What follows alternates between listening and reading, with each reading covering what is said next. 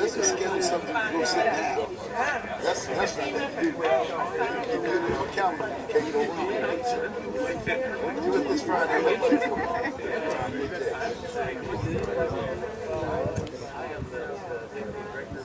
I love this statue. It's very awesome. One of my favorites. You take a picture of it every year. 1 year, the wasp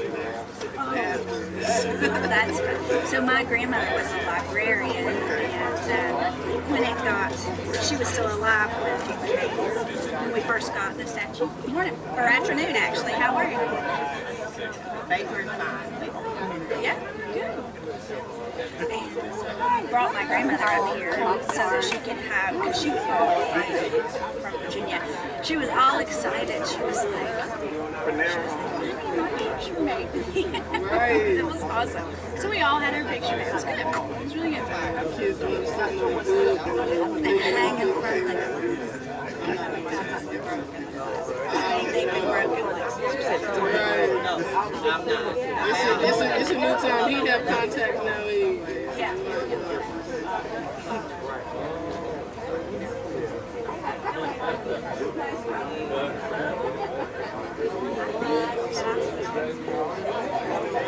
You making this announcement? No.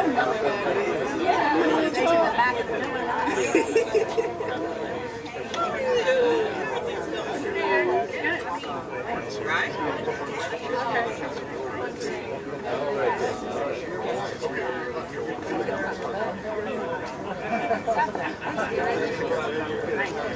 Regulator.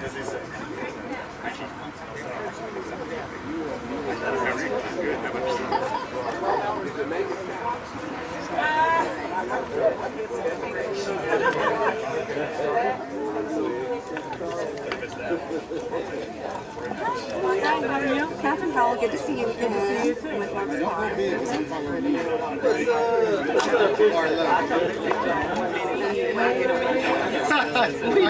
I get my name Right. Introduce the mayor. I just talked to you. Yeah, she's kind of director of mayor. You're in order on my trial.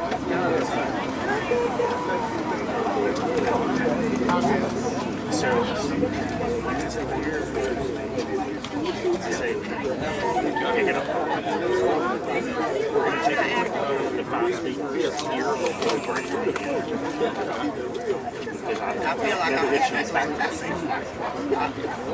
So wait, but we're going to take a photo of the five speakers. It's been going all morning.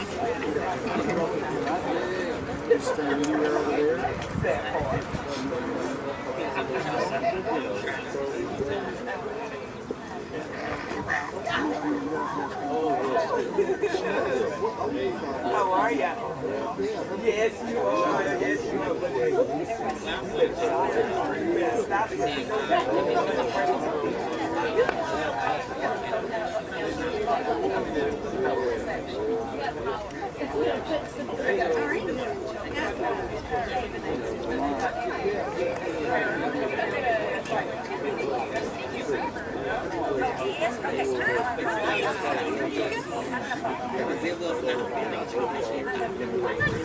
Okay.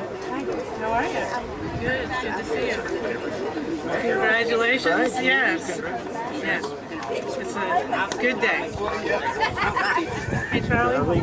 Yeah. Good.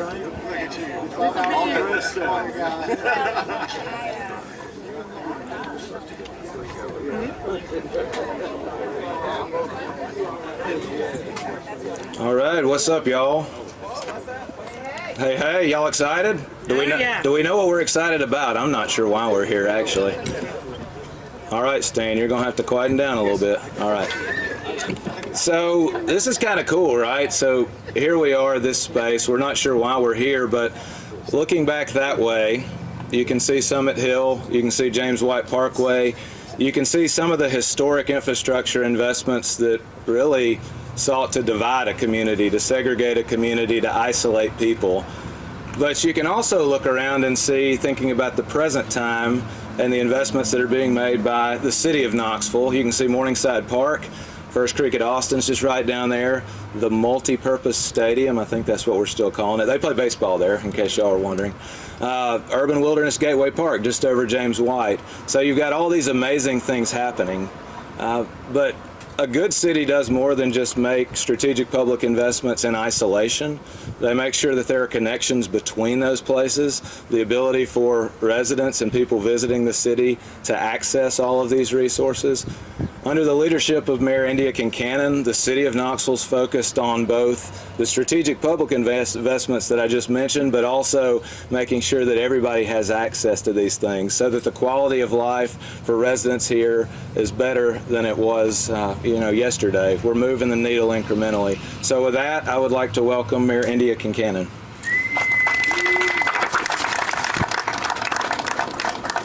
Thank you, Ben Bentley, and thank you everybody for being here. We have some very exciting news to announce.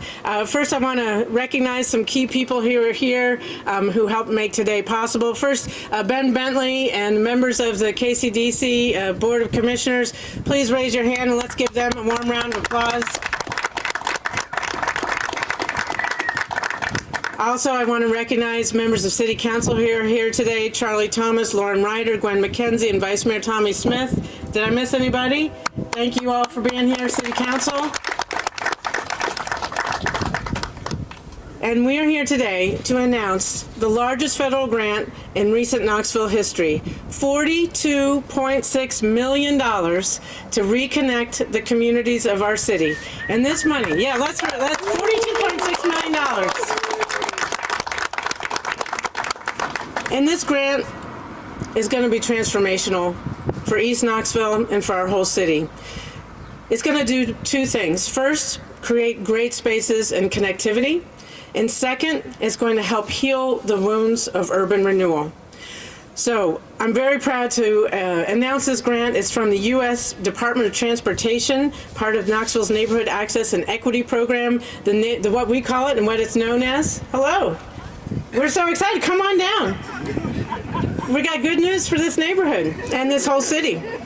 It's called Reconnecting Communities, and that's sometimes the city grant, federal grants have long, convoluted titles that don't necessarily make much sense, but this one's titled exactly right, Reconnecting Communities. It's going to provide us the resources to complete and expand our East Knoxville civic infrastructure, and that includes 10 miles of green space connectivity improvements, linking East Knoxville families with wealth-building opportunities and quality of life cultural and recreational amenities. Raise your hand if you've had the chance to walk from where we are now to downtown Knoxville. Has anybody tried to do that recently? It's got sidewalks, but it's not easy, and that is because of the legacy of urban renewal, which created barriers between East Knoxville and the rest of the city.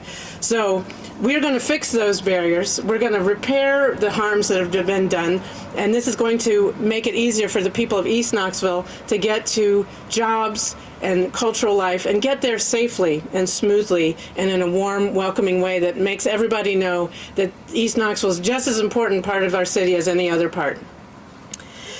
So I'm really glad that also, a year ago we applied for this grant and we didn't get it. And we didn't just say, okay, well, we're defeated. We're not going to try again. We resubmitted, and guess what? We asked for even more money. And we asked for an expanded reconnectivity, and we included connecting Morningside Park to south of Knoxville over into the urban wilderness, and people south of Knoxville up over into downtown and East Knoxville. And so we expanded our horizons. We had a bigger dream for our city, and the federal government said, okay. And they gave us every single thing we asked for. So let's hear it. Thank you to President Biden and U.S. Department of Transportation for seeing how this is going to help the city of Knoxville. So the urban renewal did particularly affect disproportionately East Knoxville and the black neighborhoods in downtown, in the bottom, and right over here where we can see now. So this is going to heal those wounds by reconnecting this part of town to other parts of the city. It represents a long-term investment, and I know we're here to announce it today. That's $42.6 million. So I just want to also say that this is not going to happen overnight. It's going to take 7 phases. I've already had people texting like, oh, when's this going to happen? When's this? You know, capital investments are for the long term, and this is going to be something that helps generations of Knoxvillians for generations to come. So it's going to include the East Knox Greenway running from the Old City all the way to the Knoxville Botanical Gardens, and it will connect neighborhoods all the way to Harriet Tubman Park, which, as we know, is adjacent to the Change Center, adjacent to First Creek at Austin, Vine Middle Magnet, the Family Justice Center, Green Magnet Academy, and it's just going to be an amazing asset to improve connectivity in our community. It's also going to help us fulfill a long-standing dream of a cultural corridor, which I know Gwen McKenzie is going to talk about after I'm done.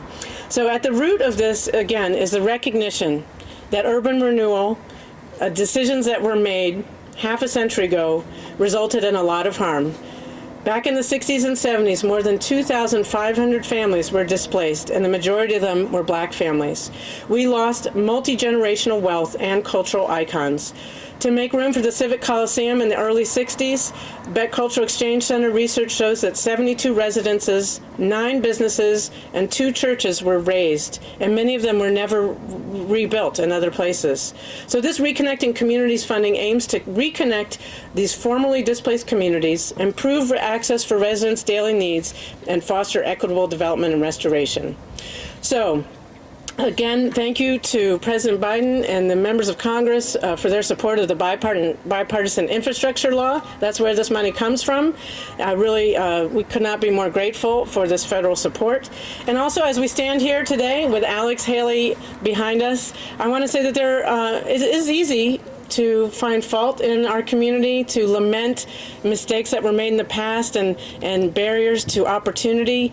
And, you know, I share those lamentations, and sometimes we need to recognize those. So the city of Knoxville recognizes the harms caused by urban renewal, but we aren't here to just lament the past. We are here to make it better in the future. And so I want to thank the members of the African American Equity Restoration Task Force. Please raise your hand if you're a member of that important, thank you.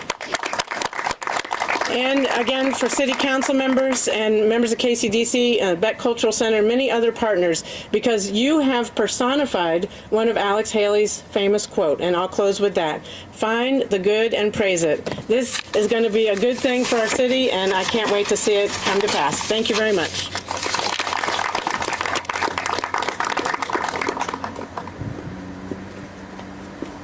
Thank you, American Candid. I'd like to ask Reverend Renee Kessler if you'd come and stand with me, please. And I want to thank everyone that's here today, especially members from our community that have joined us today.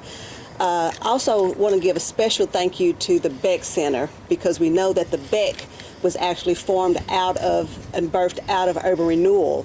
And I just want to thank Reverend Renee Kessler, all those who came before her, for being the keepers of all things African American history here in Knoxville, and that you will always ensure that our African American history will never be lost in time. Thank you. Stay standing. And so it's a beautiful day in the 6th District. I want to thank Mayor Kincannon for not giving up. I want to thank each and every person who played a part in submitting this grant, not giving up after the first grant didn't go through, but never gave up hope. And so as we stand here today, I think about the ancestors and those who came before us, those who walked these lands, who lived in these lands before we were even thought of. And I'm sure that they're smiling today to see that now there's reinvestment that's being done to wrong those rights of the past.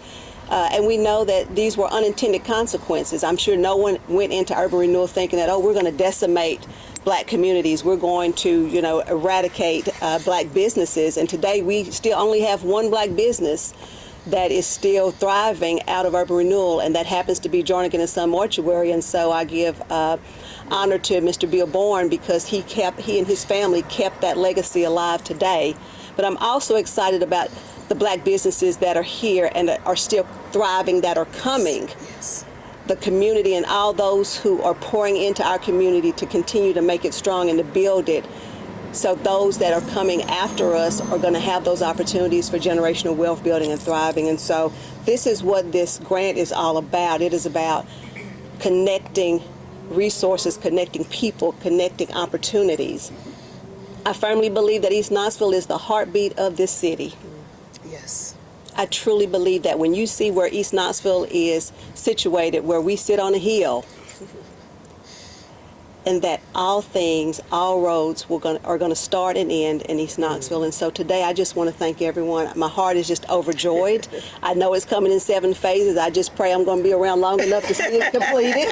We know that these things seem to move a little slower sometimes, but I am committed in or out of office to continue to this work and this legacy to be done. And so thank you all so much for all that you've done. And now I'd like to turn it over to Ms. Tanisha Fitzgerald Baker, who is the chair of the African American Equity Restoration Task Force that was created. And I want to thank my council members and the mayor for your support to be intentional about the restoration and righting some of the wrongs from urban renewal. Thank you, Ms. Baker. All right, well, good afternoon, and it is indeed a glorious day to celebrate. I want to first thank the City of Knoxville, Honorable Mayor Kincannon. I'm excited. I'm honored really to chair the African American Equity Restoration Task Force, born from the vision of Councilwoman Gwen McKenzie and then supported by the mayor in the City of Knoxville, because what that says is that I matter. My history matters, my community matters. And this investment, this huge investment, and we talk about connections, but it's not only to spaces and places, it's to opportunities, it's to options, it's to resources, it's to better jobs. These are all things to celebrate and be grateful for. And as we continue a legacy and we leave more for the next generations, this is a day to remember. And I hope a day that we will relive and redo as we continue these investments. But I'm excited, and thanks to all of you for joining in this celebration with us. And now I'm going to turn it over to Tommy Smith, Knoxville Vice Mayor, 1st District City Council. I want to wrap us up today. You know, we're all familiar with the effects of urban renewal, but we're only familiar because we've been educated. So I like Gwen, want to thank all members of this community who have educated us about the history that came before us, because you can't move forward until you understand, appreciate, in order to move forward. You know, I'm a district representative, as is Gwen and Lauren and Charlie, and so what's really important to understand about those roles is that not every community needs the same thing, and not every investment looks the same. And so we have to listen well to understand what a community needs, and then show up where that is, and not where we have preordained or want to orchestrate a future. So I think that's really important. The urban renewal barrier that was created is only compounded sometimes by the Tennessee River. That in our past has been looked at as a barrier, or been treated as a barrier. And our generation of leaders, I'm glad to say, as illustrated by this grant, looks at the river differently. And so that additional barrier is coming down. The way that we treat the river in terms of ecological health, how we face one another, how we treat one another, how we access and play in the water.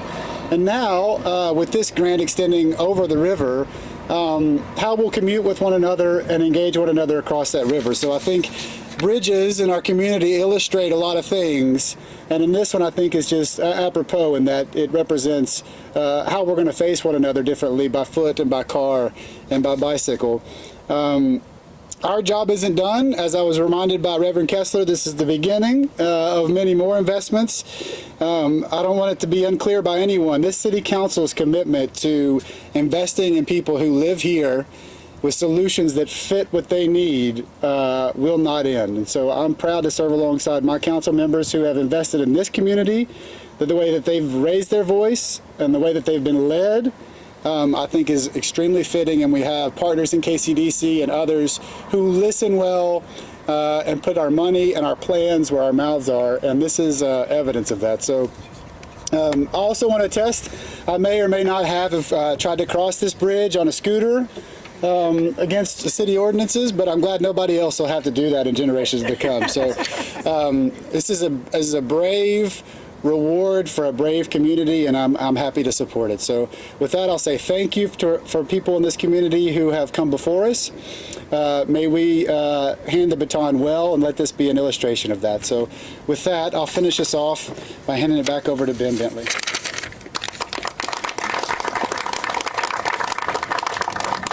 So thanks, y'all. I guess it's time to get to work, right? But right now we're going to take some pictures. So anybody that's lined up right here, join us for some pictures.